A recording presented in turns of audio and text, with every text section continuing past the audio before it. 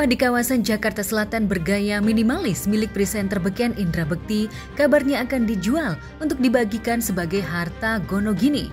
Di rumah mewah itulah Indra dan Aldila Jelita beserta dua anaknya mengukir impian cinta selama kurang lebih 13 tahun. Tapi apa mau dikata, rumah yang asri dan megah penuh kenangan itu kabarnya akan dijual.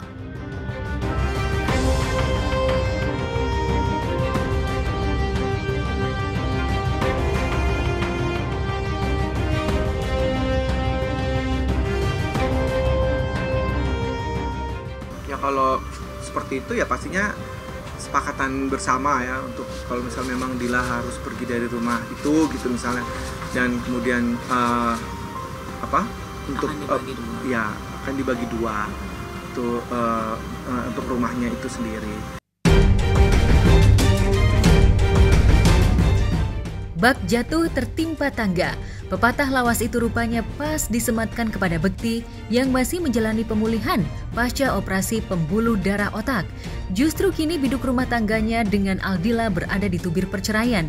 Bekti seperti dihadapkan pada kenyataan ihwal aset rumah yang jadi rebutan. Aldila kabarnya menuntut agar rumah yang ditinggali saat ini segera dijual dan dibagikan sebagai harta gono gini. Tersiarnya penjualan salah satu aset berharga Indra itu tak lama setelah keduanya memutuskan untuk mengakhiri biduk rumah tangganya. Lantas benarkah setelah sepakat untuk berpisah, Indra memilih angkat kaki dari rumah yang ia tinggali bersama Aldila dan dua anak-anaknya? Dan di mana Indra kini tinggal jika rumah tersebut dijual? Ya kalau sementara masih tinggal di sini dulu, karena kan ini rumah papa gitu ya, rumah papa kita ya, always pasti terbuka pintunya untuk siapapun anak-anaknya papa gitu, termasuk saya, Indra ataupun abang saya yang pertama gitu ya, karena kita kecil sampai besar di sini gitu. Ya kalau untuk nanti setelah ini Bang Indra nanti mungkin mau punya rumah lagi sendiri atau bagaimana, ya itu pakai Bang Indra. Karena memang kebetulan di sini di kamarnya yang kebetulan kan di tadi dalam ini dia di kamar aku gitu ya, jadi dia di kamar sini tuh nggak ada TV, jadi ya alhamdulillahnya gitu dia malah lebih fokus aja sama pagi. Biasanya dia lari jalan pagi, kemudian sarapan, setelah itu mandi atau habis itu mau ada acara kontrol atau ada ketemu sama orang. Indra sejatinya tak ingin rumah tangganya hancur, apalagi ia juga butuh support system dari istri dan juga anak. Namun apa daya Bekti tak bisa membendung keinginan kuat sang istri untuk tetap bertahan dengannya.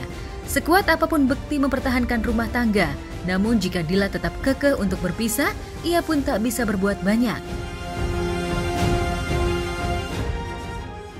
Pada saat dia minta itu pun juga aku berusaha untuk ya coba dipikirkan lagi, dan kemudian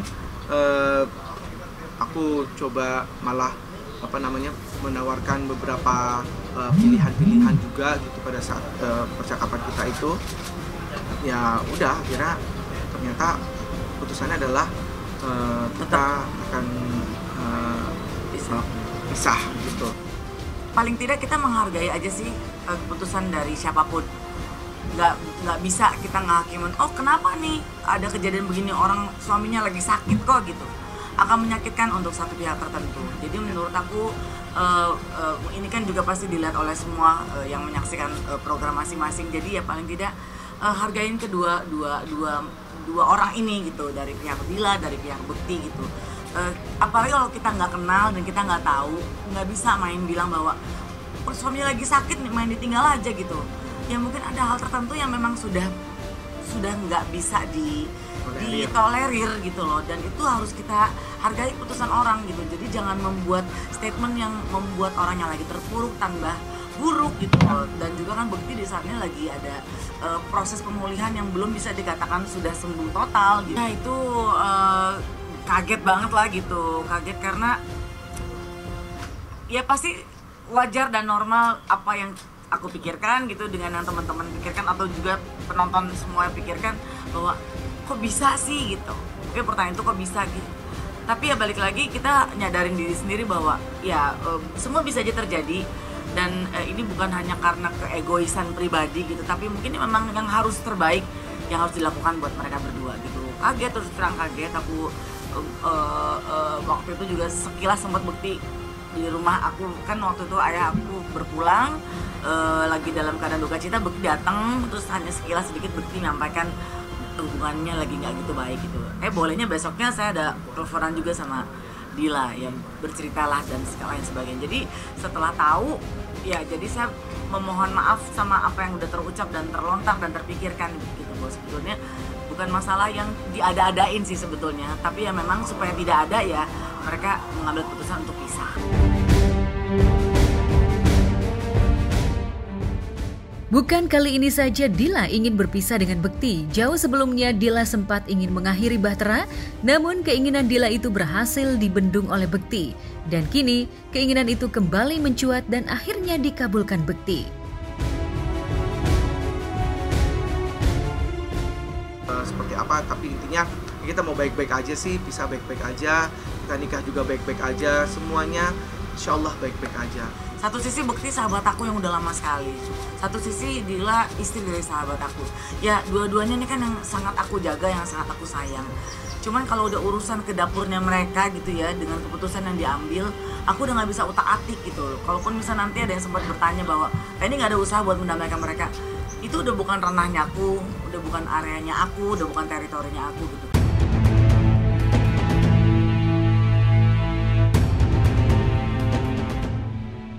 Dan yang paling anyar, isu perceraian itu mencuat diduga jika wanita asal negeri jiran Malaysia itu selama memberai rumah tangga bersama Bekti tidak adanya keterbukaan soal penghasilan. Ia juga mengaku tak pernah mengetahui ihwal aset milik Bekti hingga ia sempat panik memikirkan biaya rumah sakit yang besar ketika Indra mendadak dilarikan ke rumah sakit dan harus diambil tindakan operasi di bagian kepala tanpa adanya bantuan asuransi. Kepanikan itulah akhirnya membuat Dila mengambil langkah pintas membuka donasi hingga berujung dihujat warganet.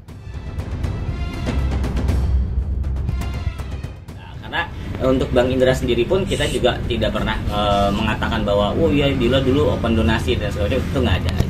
Tapi kita bilang banyak orang yang ngebantu. Kalau untuk masalah finansialnya beliau, ya saya juga nggak punya kewenangan untuk menjawab karena saya pribadi nggak tahu gitu. Maksudnya nggak mungkin kan saya nanya Babang punya tabungannya berapa sih gitu kan, ntar malah salah-salah gue nggak.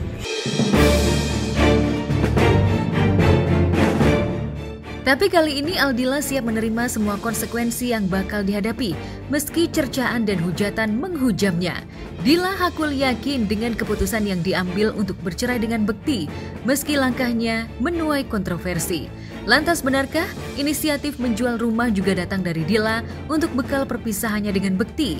Benarkah Dila sudah lelah mengurus Bekti?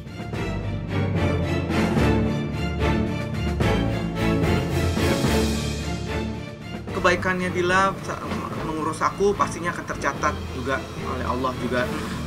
Kebaikan-kebaikannya pasti akan dibalas oleh Allah dengan ya keputusannya Allah lah, itu seperti apa ya untuk kebaikannya Dila selama ngurusin aku itu.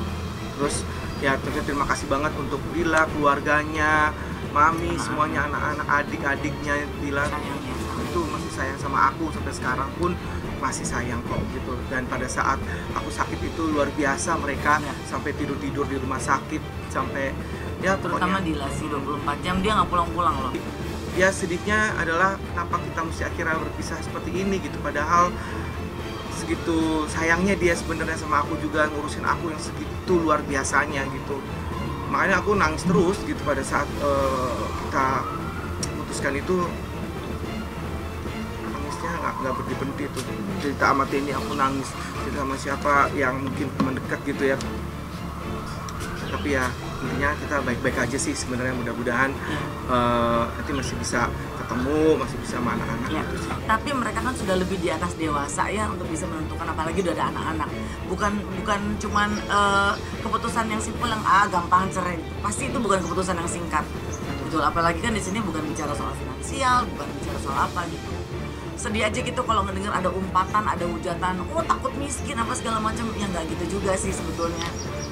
Nggak ya Bekti juga ayah dan suami yang bertanggung jawab untuk bisa di situasi itu, tapi ya hargai aja sih keputusan dari masing-masing. Kalau itu sih keputusannya nanti mungkin ada di mereka berdua ya, dan saya sendiri nggak ada hak ataupun kewenangan untuk menjawab hal itu. Pastinya lah ya, semua orang yang namanya kita merawat orang yang lagi sakit pasti ada rasa capek, itu pasti ada gitu. Sesuper womannya, sesupernya kita sama keluarga sendiri pun mungkin juga pasti kita ada rasa capek, itu pasti ada gitu.